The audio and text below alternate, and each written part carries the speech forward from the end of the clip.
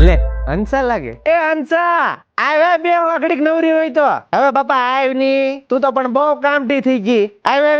આ કામ નવું લાવ્યા? હા ઈ જો ને તમારા ભાઈ ઓલો સીમનો નથી આપણે એમ દુકાને જ લાવ્યા હશે ને તમારા પાડોમાં લાલિયાનું ને જાગરણ કરવા લાવ્યા હતા. હા એ લાલિયાન માં મને મળી મને કહેતી છે આવજો સા પીવા કે લાલિયાનું કોઈને જાગરણ કરવા લાવેલા છે. પણ બેન ઈ જાગરણ શું કરે આમથી આમ આયા છે ને ઉડા હાંડિયા છે ઉડાડા લેચી છું આખી રાત બેન અમને નો હોવા દીધા એકલો દેખેરો અને પડકારો તમારા ભાઈ કે જોતો હું દેખેરો થાય તમે છે ને મને નો તમને હમણાં એક ઠોકી આ છે બધી વિફરી જલ્યું આને ન બોલાવે પણ બેન જાગરણ નું તો છે ને ખાલી બાનું હતું જાગરણ શું કરે ઘડીક થાય તો આખુણામ ગળી જાય ઘડીક થાય તો આખુણામ ગળી જાય આખી રાત બખડા ભર્યાની રહ્યું પણ બેન હું તો એમ કહું કે લગ્ન પેલા છે ને બાયુને ઘેર લવાય જ નહીં આપડી હોય કે કોક ની હોય સાચી વાત કે ખોટી વાત સાચી વાત હે પણ બેન અમારા જમાનામાં આવા જાગરણ નહોતા હો અમે જાગરણ કરીને જ આવ્યું મેં તો બેન દીવાહો રે મોળાકત રે જયા પાર્વતી રે ફૂલકાંદળી રે અને દશામાનું વ્રત ઉજવી નાખ્યું બેન પણ બેન હાવ આવા ભવાડા અમે ન કરતા